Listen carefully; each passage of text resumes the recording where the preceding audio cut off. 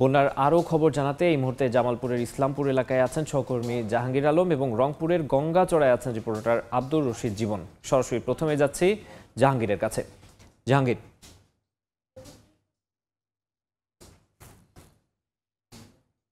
জামালপুরের বন্যা পরিস্থিতি যদি আপনাকে জানাই, তো জামালপুরে আজ সকালে যমুনা নদীর পানি বিপদসীমার 87 সেন্টিমিটার উপর দিয়ে প্রবাহিত হচ্ছে। গত 24 ঘন্টায় কিন্তু 7 সেন্টিমিটার পানি কমেছে, কিন্তু দুর্ভোগ কিন্তু আগের মতোই আছে। এই এলাকার মানুষের বাড়ি ঘর, ফসলি জমি সব পানির নিচে তলিয়ে আছে।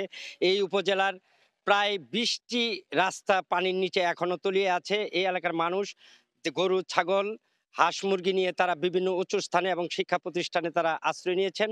তাদের বাড়ি ঘরে এখনো তারা ফিরতে পারেনি। তার মানে আজ 5 দিন হলো যে বন্যার যে পরিস্থিতি এবং বন্যায় যে তাদের দুর্ভোগ, সেই দুর্ভোগ তারা পোহাচ্ছেন। এদিকে আমন ধানের যে বীজতলা, হাজার হাজার হেক্টর জমির বীজতলা পানির নিচে তলিয়ে গেছে। কৃষকরা আমাকে জানিয়েছেন যে এই বীজতলা তাদের নষ্ট হওয়ার কারণে তারা ব্যাপক ক্ষতির মুখে পড়বেন। তো আরেকটি কথা বলে রাখি যে আজকে কিন্তু এইচএসসি পরীক্ষার ইংরেজির দ্বিতীয় পত্রের পরীক্ষা। এই বন্যা কবলিত এলাকার ছাত্রছাত্রীদের দেখেছি তারা এই বন্যার পানিতে তারা হাঁটু পানি এবং কাপড় চোপড় ভিজে তারা কিন্তু পরীক্ষা কেন্দ্রে উপস্থিত হয়েছেন।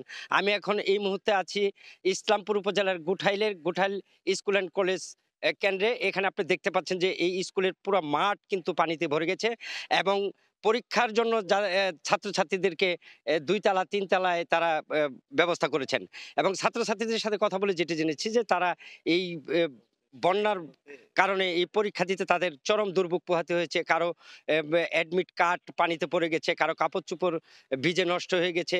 এইভাবে তাদের পরীক্ষা দিতে এসে তাদেরকে অনেক চরম দুর্ভোগ পোহাতে হচ্ছে। এদিকে আমি বন্যা কবলিত মানুষের কথা যদি বলি, যে এই এলাকার অনেক মানুষের সাথে কথা বলেছি, তারা অনেক অনেক দুর্ভোগে আছেন। তাদের এখনো খাদ্য সহায়তা পৌঁছেনি অনেক জায়গায়।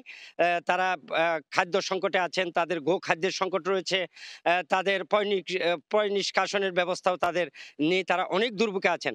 তো এই ছিল জামালপুর থেকে আমার কাছে বন্যা পরিস্থিতির সর্বশেষ খবর। এখন আমি চলে যাচ্ছি রংপুরের সহকর্মী জীবনের কাছে।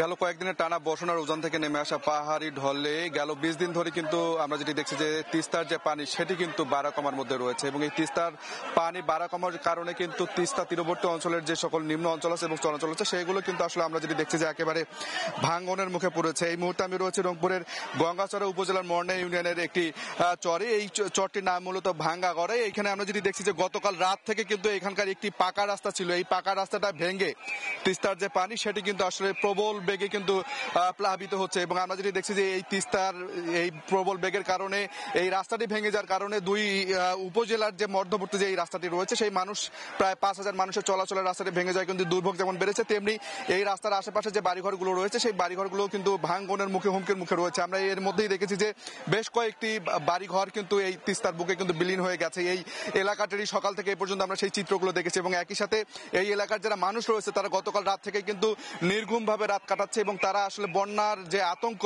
ভাঙ্গন আতঙ্ক, সেই ভাঙ্গন আতঙ্কে কিন্তু তারা আসলে প্রতিটি মুহূর্ত পার করছে এবং অনেকের সঙ্গে আমার কথা হচ্ছে তারা যেটি বলছে যে এবার তিস্তার যে পানি বাড়া কমে এটি কিন্তু আসলে অস্বাভাবিকভাবে বিগত বছরগুলোর থেকে এবারের যে তিস্তার যে চিত্র সেটি কিন্তু তারা বলছে একেবারে ভয়াবহ চিত্র। কারণ এর আগে কিন্তু তিস্তা ব্যারেজ পয়েন্ট যখন বিপদসীমা অতিক্রম করতো তখন কিন্তু এরকম ভয়াবহ চিহ্ন দেখা যেত। এবার কিন্তু তিস্তা ব্যারেজ পয়েন্টে এখন পর্যন্ত বিপদসীমা অতিক্রম করেনি। আজকের চিত্র যদি বলে আজকেও কিন্তু তিস্তা বিপদসীমার 11 সেন্টিমিটার নিচ দিয়ে বইছে এবং রংপুরের যে কাউনিয়া পয়েন্ট রয়েছে সেখানে কিন্তু 13 সেন্টিমিটার নিচ দিয়ে প্রবাহিত হচ্ছে। তারপরেও এই তিস্তার যে করাল গ্রাস সেই করাল গ্রাসে কিন্তু একেবারে মানুষ যারা রয়েছেন তারা কিন্তু আসলে আমরা যেটি দেখছি যে একেবারে সমস্যা রয়েছে এবং একই সাথে এই এলাকার যে ফসলি ক্ষেতগুলো রয়েছে সেই ফসলি ক্ষেতগুলো কিন্তু একেবারে শেষ। আমরা যেটি দেখতে পাচ্ছি পিছনে যে পাট ক্ষেতগুলো রয়েছে এই পাট ক্ষেতগুলো কিন্তু এখানকার যারা স্থানীয় কৃষক রয়েছেন তারা বলছেন যে এই পাটের যে আবাদ সেই আবাদ কিন্তু হবে না। একই সাথে আমনের বীজতলা সেগুলো কিন্তু নষ্ট হয়েছে এবং এই এলাকার যারা মানুষ তারা কিন্তু আসলে সুপেয় পানি, শুকনো খাবার সহ নানা সংকটে কিন্তু ভুগছেন। তো সব মিলে এই ছিল রংপুর থেকে